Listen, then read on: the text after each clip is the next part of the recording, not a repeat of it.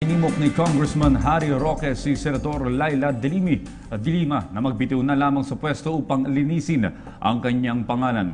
Samantala, maghahain naman si Roque ng panukalang batas na naglalayong gawing 10 taon ang pagkakabilanggo ng mga individual na nagbibitaw ng maling pahayag. May report si Joy Gumatay. Hinimok ni Congressman Harry Roque si Senadora Laila de Lima na magbitiw sa pwesto sa lalong madaling panahon at linisin ang kanyang pangalan sa patong-patong na drug charges at ethics complaint na isinampa laban sa kanya. Ayon sa kongresista, hindi umano nakakatulong sa sitwasyon ni de Lima ang paninirang puri niya kay Pangulong Duterte dahil niyuyurakan lamang niya ang demokrasya ng bansa. Matatanda ang ipinagtanggol ng senadora ang kanyang sarili laban sa mga paratang na ibinato sa kanya. Binigyang diin ni de Lima na kailanman ay hindi niya inabuso ang kanyang kapangyarihan. Naniniwala sa kanya si Senador Kiko Pangilinan na nangakong uungkatin ang katotohanan sa likod ng kontrobersiyang ito. Pero ani Congressman Roque, she deserves more. So tama siya, she doesn't deserve it because she deserves more. She was Secretary of Justice and instead of according the nation justice, siya pa po ang gumawa ng krimen. She deserves more. samantala sa kasagsagan naman ng maanghang na pahayag ni retired police officer Arthur Las Cañas laban sa presidente, planong maghain ni Congressman Roque ng panukalang batas para gawing 10 taon imbis na 6 na taon ang parusa sa mga individual na magbibitaw ng false testimonies. Sa akin, pikam-pikan ako sa mga nagsisinungaling sa Kongreso. Hindi dapat nagsisinungaling sa Kongreso dahil pag ikay nagsinungaling sa Kongreso, nagsisinungaling ka sa sambayan ng Pilipino. Pinaalalahanan naman ng kongresista ang publiko na huwag basta-basta magpapalinlang sa kung sino-sinong naninira sa ating punong ehekutibo. Gayong totoo si Pangulong Rodrigo Duterte sa kanyang pangakong pagsasakatuparan ng tunay na pagbabago sa bansa. Para sa PTV News, Joy Gumatay. With the pending drug charges and ethics complaints filed against Senator Laila de Lima, Congressman Harry Roque urged the senator to immediately resign from her post so as not to create a bigger issue against her. More of this report from Joy Gumatay.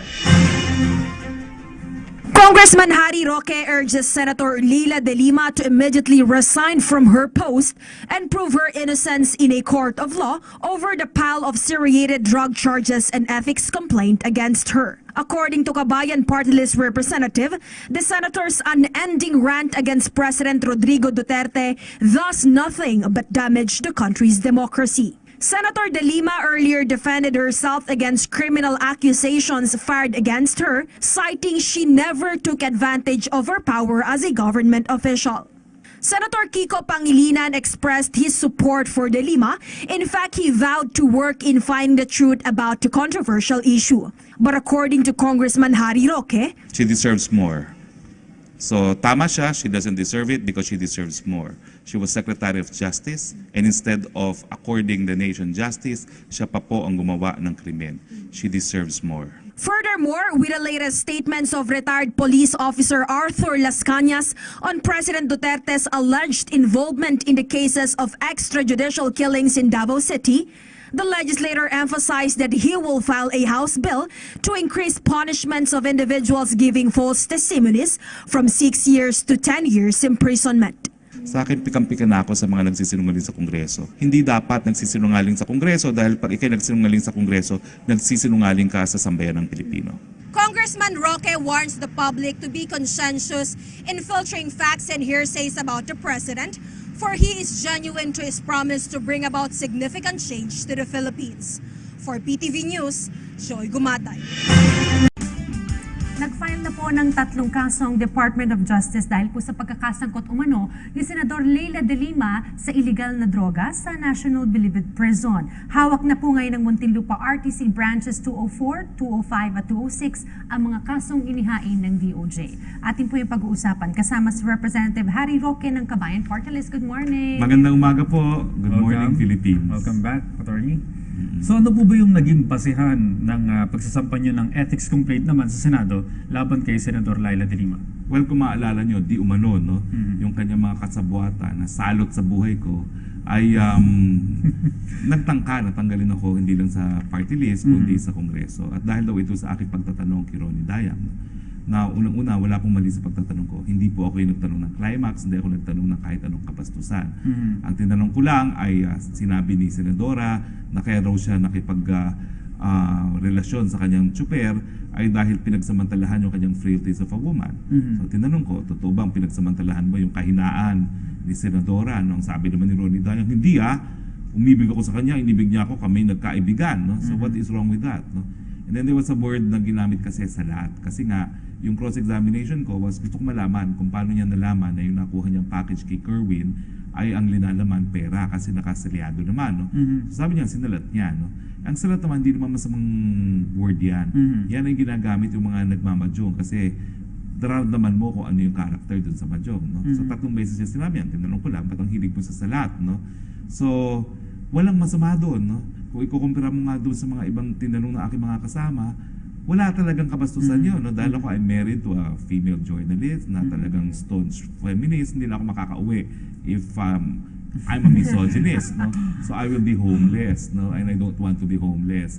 So makikita mo talaga yung motive nila. Gusto nilang patahimikin ako at gusto nilang itago yung iba pang mga detalye na hindi lumalabas. Gaya nitong Bucor Love Foundation na nadiskubre ko lang sa internet. Itong Bucor Love Foundation ay pinangungunahan pala ng salot ng buhay ko at ito pala ay matagal nang gumagalaw dyan sa Muntinlupa. No? At ang sabi nila, proyekto nila yung recording studio na ginagamit ni Colanco bilang kanyang opisina. No? At dun sa aming investigasyon sa kamera nga, lumalabas na yung merong isang pagkakataon na di umano tumanggap ng pera si Laila de Lima, no? Sa isang preso dun mismo sa opisina ni Colanco na radio station. So sa akin dapat ito una-una ay idinabas dapat in the course of the investigation na meron palang interest yung isa sa kasapi sa investigasyon. No? At doon ko lang nalaman talaga na talagang may relasyon na palang dati pa itong si Laila de Lima doon sa salot ng buhay ko. No? So, kailangan naman mapanagot siya kasi hindi tama na yung kapwa miyembro ng kongresista patatahimikin mo no, sa pamamagitan ng yung pagtangkana na pagtanggal. No? Mabuti nilang pareho silang mahina ang pagkakaintindi ng batas. Ako naman 15 taon nagturo sa UP College of Law. Alam ko naman na kahit anong mangyari dahil ako'y nanumpa na bilang isang kongresista at nagtatrabaho na bilang kongresista, tanging kongreso lang ang makapagtatanggal sa akin. Congressman Roque, gusto kong tanong, ano kaya ang maharing kaantungan ni Senador Laila de Lima sakaling mapatunayan yung mga kasong na isa? Di dapat makulong siya habang buhay. Ako nga, buti nga tutulak ko sa kamatayan. Otherwise, kamatayan dapat ang ipataw sa kanya. Pero sa akin naman, kahit ganyan pa siya, kahit siya nagpasasa sa pera na galing sa droga, tingin ko Panginoon lang ang dapat na magbawi ng kanyang buhay. No? At nakakainip lang. Alam mo, napakatagal ng proseso sa DOJ na sampahan siya. Marami tuloy na nag-iisip na kapag ikaw'y makapangyarihan, mabagal yung proseso, no? Kasi kailan pa kami natapos ang investigasyon namin sa Kamara? Kailan pa naisang pa ang kaso? No? Bakit ganitong katagal? Ano pa bang kinakailangan mong ebidensya? No? Either totoo o hindi. Hindi naman siya sumagot doon sa mga paratang sa kanya. Sinabi lang niya, kasunungalingan lahat. Hinahanap lang naman ng mga piskalya, probable cause. Napakababa niyan It's a likelihood that a crime was committed and the perpetrator is probably guilty thereof. Wala namang sinasabing siya ay nagkakasala na. Pero napakababa ng evidentiary threshold para tumagal ng ganito. Hindi ako happy at sasabihin ko yan sa Secretary of Justice pagdating ng budget hearing. No? Dapat kapag mga high-profile cases, dapat naman binibilisan ang hindi isipin ng tao na natatakot tayo sa mga makapangyarihan miski sila'y gumagawa ng krimen. Well, sir, napanood ko yung mga interview sa inyo. Hindi nga kayo kontento sa usad nung kasong ito. Pero gayon pa man, may mga napabalita po na ina-expect na rin ni Senator de Lima na siya makukulong in a few weeks. So, ano po itong issue na namimili daw siya ng kulungan? Ang kapal naman niya, no? Hello? Di pa dadala na naman natin yung mensahe na kapag makapangyarihan, nakakapili ka ng sarili mong kulungan. Kaya tuloy walang natatakot sa atin Kapag presidente, linalagay sa ospital. Kapag senado, pinapipili kung saan ikukulong. Ay nako, ba't ako'y nariyan sa kongreso, sasabihin ko, walang dapat VIP treatment. Doon ka sa separate detention facility pero sa mga kababaihan sa Muntinlupa. Kung mamili ka, edi sumama ka doon sa aking mga kalaban na ampatuan sa Taguig kung gusto mo. Sumama ka doon kila Gigi, di ba, Gonzales. Bakit hindi ka pumunta doon? Yung pinagkakulungan kay Janet Lim Napoles. Pero wag naman mamili kasi parang may privilege. Privilege talaga na parang pag ikay senadora, pipiliin niya yung pinakamagandang detention facility. At take mo gusto niya Armed Forces of the Philippines. Maraming mga kalalakihan.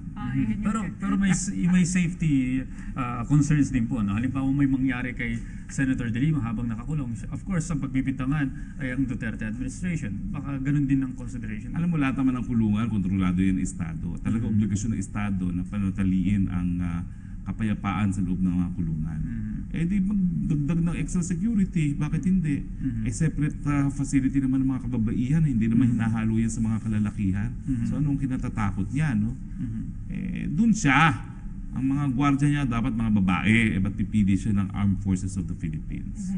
So, Atty., ano na lang iniintay natin para dito sa ilan sa mga nang gusto ng mapakulong po si Senator Leila De Lima? Well, alam mo, medyo masalimuot, no? Kasi merong hanggang 10 araw mula nung na-file ang information para sa mga hukuman na mag-issue ng warrant of arrest. Totoo na lahat ng korte kinakailangan makumbinse na may probable cause, no? Pero ang problema rito, halos hindi lumaban si Leila De Lima doon sa preliminary investigation. Sabi lang niya kasinungalingan lahat. So hindi ko naintindihan kung bakit kinakailangan pang umabot ng 10 araw. Now, marami rin mga musyon na isinasampa si Leila De Lima. Alam mo, talagang umiikot ang mundo eh. Kasi naalala mo nung hinabol niya si Ping Lacson na talagang sinabi niya na dapat ikulong. Yung mga final ni Ping Lacson, ganyan-ganyan ngayon ang mga final niyan. Yung walang jurisdiction. Si Ping Lacson nanalo kasi una, sinampahan niya sa Sandigan Bayan. Ang sabi ni Ping Lacson, hindi, walang kinalaman niya sa aking trabaho, na kailangan regular courts. Baliktad naman itong si Leila De Lima. Gusto niya sa Sandigan Bayan. Alam mo ko, I will call her bluff eh. Bakit? Inamin sa akin ng presiding justice ng Sandigan Bayan na ang buhay ngayon ng isang kaso sa Sandigan Bayan, dati 15 years, ngayon 10 years na lang daw. Aba kung gusto niya na non-bailable 10 years, dalhin siya doon, no? Pero ang importante naman kasi yung jurisdiction ng Sandigan Bayan para lamang sa anti-graft law at saka yung mga crimes committed by public officers at saka yung mga krimen na in relation to your functions. Eh ang drug trafficking naman, wala namang kinalaman yan sa kahit anong posisyon. At saka isa pa, hindi ba dumulog na nga siya sa Court of Appeals on this ground at binasura naman yan dahil humingi siya ng TRO, hindi naman siya pinakinggan. So sa akin, natatagalan din ako. Bagamat up to 10 days yan, hindi naman kinakailangan 10 days yan dahil kung maalala nyo nga, ang sabi lang niya, kasinungalingan lahat. So kung i-review mo yung probable cause, hindi ka naman po pwede lumabas doon sa mga sinumpaang salaysay ng mga testigo. So ano pang kinakailangan mong pag-aralan? Napakabilis lang yan. 1 oras lang yan. Mababalidate mo na yung probable cause at sana nga, minadali na yung proseso dahil importante isipin ng taong bayan, patas ang ating judicial system. Hindi ibig sabihin na palibasa sa senadora, napapatagal ang proseso. Well, kung ganito po katibay yung mga ebidensya na laban kay Senador De Lima, yung kanya po bang mga apela ay may bearing pa? Well, gaya namin sinabi, binasura na yan ng Court of Appeals kaya nga hindi na dapat pag-aksaya ng panahon. In fact, yun ang pagkakamali ni Leila De Lima, hindi niya napila yung decision ng Court of Appeals. So magiging final yan na walang merito, no? Eh bakit naman babaguhin ng RTC yung naging desisyon ng mas mataas na hukuman na Court of Appeals, di ba? Mabuti na lang bagamat siya naging Secretary of Justice, medyo mahina pa rin ang kanyang appreciation ng rules of criminal procedure. Bagamat yung punto na meron siyang karapatan na maghain itong mga motion na ito, hindi ko tinatanggal sa kanya yan. Pero at the same time, she cannot have her cake and eat it too. Humihingi siya ng mga relief sa hukuman and yet hindi pa siya nagpapasailalim sa jurisdiction ng hukuman. In criminal cases, jurisdiction over the person is kung magpapa-aresto ka na. So bakit ka humihingi na ngayon ng mga reliefs ayaw mo pa magpa-aresto sa hukuman? Parang inconsistent naman nata yung mga posisyon niya. It is correct, it is allowed, but inconsistent. Well, maraming salamat po sa mga pahayag na sinabi niyo sa amin ngayong umaga. Patuloy po tayong tututok sa kasong ito. Para ito naman talaga pag napatunayan na may nagkasala, mataas man ang posisyon, ito'y magbibigay ng hustisya sa mga Pilipino, lalo na pagdating sa iligal na droga. Maraming salamat, Representative Harry Roque ng Kabayan Party List. I thank you po. My privilege. Hinimok ni Congressman Harry Roque si Senadora Leila De Lima na magbitiw na lang sa pwesto para linisin ang kanyang pangalan. Samantala maghahain si Roque ng panukalang batas na naglalayong gawing 10 taon ang pagkakabilanggo ng mga individual na nagbibitiw ng mga maling pahayag. Si Joy Gumatay sa detalye. Hinimok ni Congressman Harry Roque si Senadora Leila De Lima na magbitiw sa pwesto sa lalong madaling panahon at linisin ang kanyang pangalan sa patong-patong na drug charges at ethics complaint na isinampa laban sa kanya. Ayon sa kongresista, hindi umano nakakatulong sa sitwasyon ni De Lima ang paninirang puri niya kay Pangulong Duterte dahil niyuyurakan lamang niya ang demokrasya ng bansa. Matatanda ang ipinagtanggol ng senadora ang kanyang sarili laban sa mga paratang na ibinato sa kanya. Binigyang diin ni De Lima na kailanman ay hindi niya inabuso ang kanyang kapangyarihan. Naniniwala sa kanya si Senador Kiko Pangilinan na nangakong uungkatin ang katotohanan sa likod ng kontrobersiyang ito. Pero ani Congressman Roque, She deserves more. So tama siya, she doesn't deserve it because she deserves more. She was Secretary of Justice and instead of according the nation justice, siya pa po ang gumawa ng krimen. She deserves more. samantala sa kasagsagan naman ng maanghang na pahayag ni retired police officer Arthur Las Cañas laban sa presidente, planong maghain ni Congressman Roque ng panukalang batas para gawing 10 taon imbis na 6 na taon ang parusa sa mga individual na magbibitaw ng false testimonies. Sa akin, pikam-pika na ako sa mga nagsisinungaling sa Kongreso. Hindi dapat nagsisinungaling sa Kongreso dahil pag ikay nagsinungaling sa Kongreso, nagsisinungaling ka sa sambayan ng Pilipino. Pinaalalahanan naman ng kongresista ang publiko na huwag basta-basta magpapalinlang sa kung sino-sinong naninira sa ating punong ehekutibo. Gayong totoo si Pangulong Rodrigo Duterte sa kanyang pangakong pagsasakatuparan ng tunay na pagbabago sa bansa. Para sa PTV News, Joy Gumatan.